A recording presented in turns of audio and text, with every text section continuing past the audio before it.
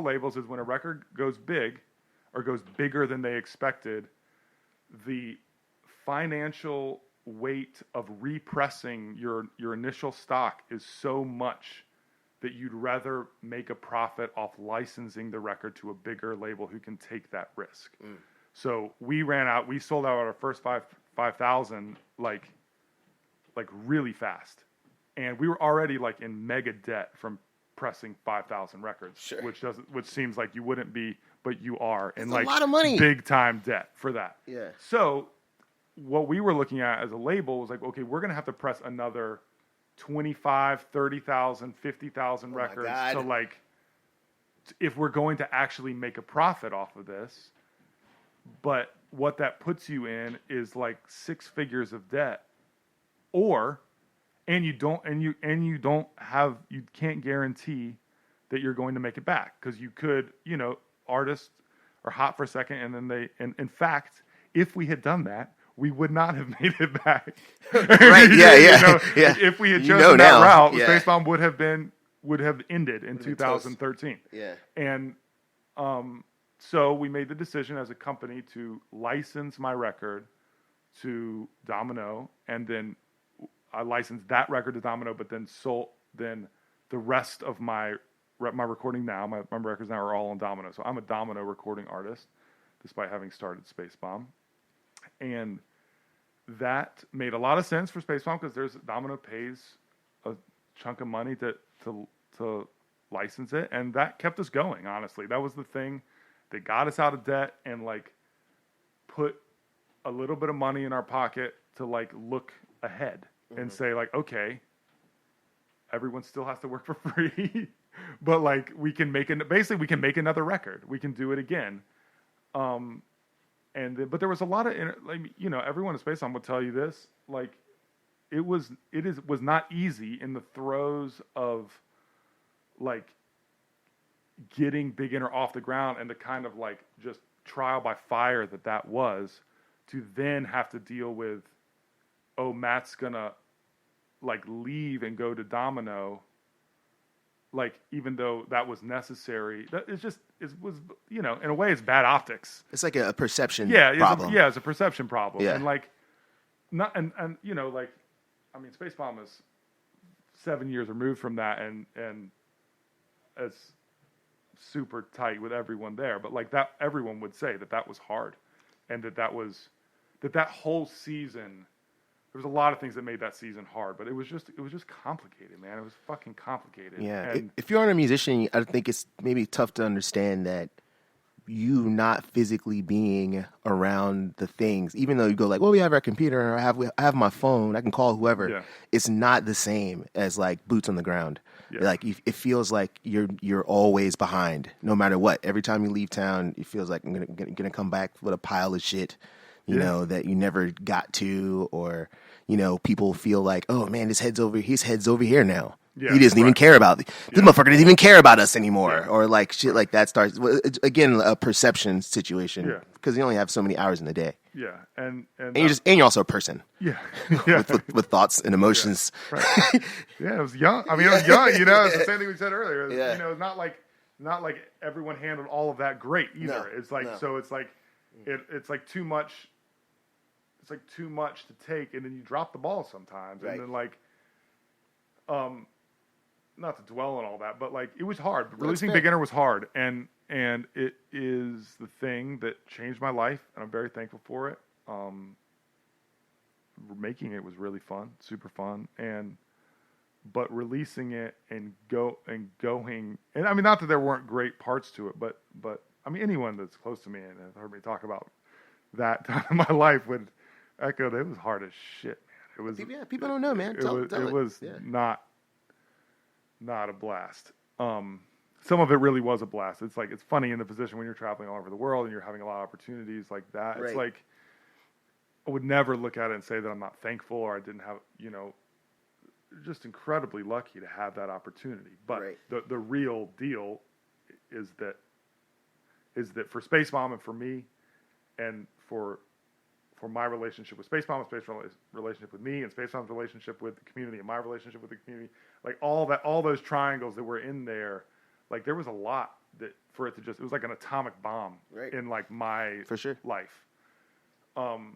And other people were doing things also. Yeah, Like yeah. but like you were doing that, and it was very similar for me. Yeah, Like sure, exactly. I thought the opportunity of going on tour with Bond and going on with Sufjan, of course, is like life changing, mind changing. Seeing like my goal as an 8-year-old was to see the world. I didn't know how I was going to do it. Right. I didn't know what was going to stick.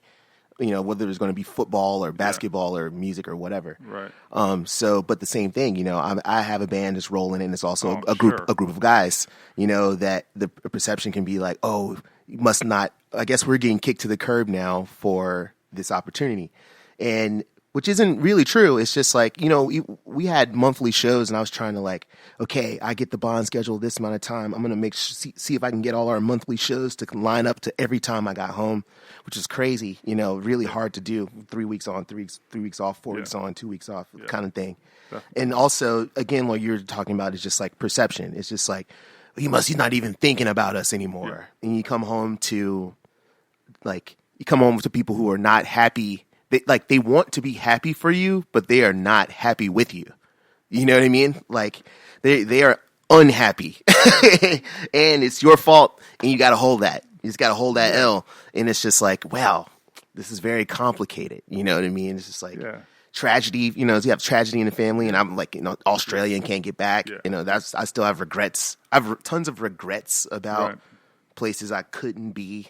And shit like that, so that's very normal. So like that happened. Big Inner went. All of that to say, I don't want to dwell on my relationships are really positive. I mean, I've come out really positive. For the most part with that. It was just a season of trial. So after Big Inner, that happened. You dealt with it. I'm sure you were sad that like.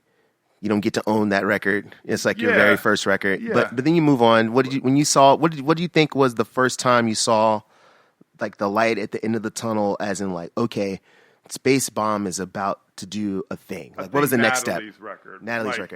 So we recorded Natalie's record, and that kind of like that was our big bet. I mean, we basically bet everything on that. And that was kind of in the can for a second.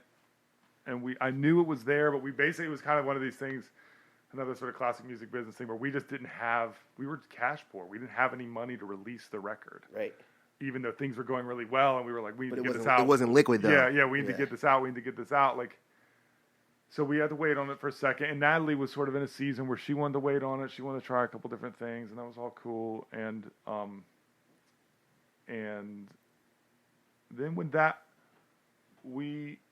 I had played that for a couple like writers that were doing interviews with me, and like at that point my story was the Spacebomb story. It was like very much intertwined, and like everyone was asking me just about Spacebomb as much as they were asking me about it as an artist, Right. And so I'd been like, oh, we have this record. I'd played it for a couple people who had just like flipped like when they heard it, and I was like, oh shit, okay, did something like this, I think might do something. And then then we released that, and it took off. I mean, Big Inner did okay, did a lot better overseas than it did here, and I have a career because of it. Mm-hmm. But Natalie's record did, well, from a number point of view, did better. And Pitchfork was like best in music, 3 tracks in a row. Mm-hmm. Like, and that basically it was the same thing again, but on a little bit larger scale. And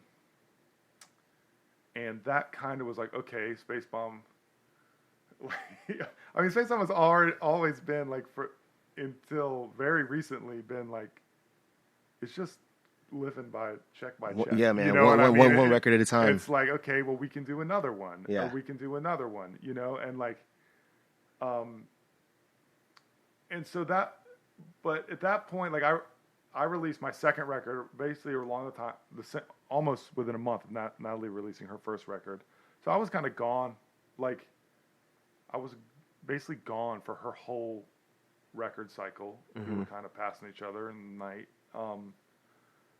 And then, that kind of, again, is like a little bit firmer a foundation for the label. Definitely having sort of not like the 1-2 punch of my record and Natalie's record sort of opened up doors in the music industry world, kind of behind closed doors, because it was like, oh wow, you guys did it once, that's nice.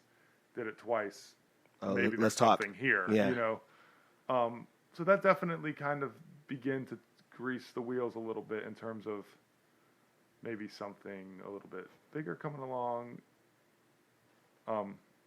Natalie record. And I mean that kind of, my second record was going kind of not as good as Beginner, to be perfectly honest, but it still went. Sophomore slump. Yeah, a little bit.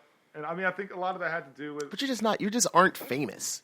It's like hard to manufacture. Yeah. That. Well, I mean, it's funny. It's like I think making my second record was a lot of. I don't know, man. I mean, there was just so much tied up in how Beginner was made and like making sure. I mean, this is the way I put it. I just finished my third record, and I felt like for the first time ever, I mean, not kind of first time making records under my own name, I wasn't making a record with two agendas. I felt like Beginner and Fresh Blood, both of them, I was making my own record, but I also was trying to support the Spacebomb vision and trying to like invest back into Spacebomb and there was just two agendas that I was kind of juggling. Like you kind of wanted those records. I mean, to be super blunt, you wanted those records to be successful. You were like putting some chips on the table. Yeah, you know what I mean. But bit. This time, you feel like you just got to just make music however you wanted to make it. This time, I mean, it was more like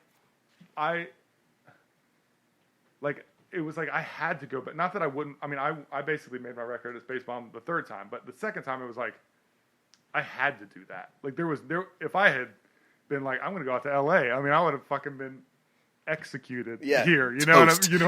Like, and not that I didn't want to, because I did want to. It's just I just mean it just is.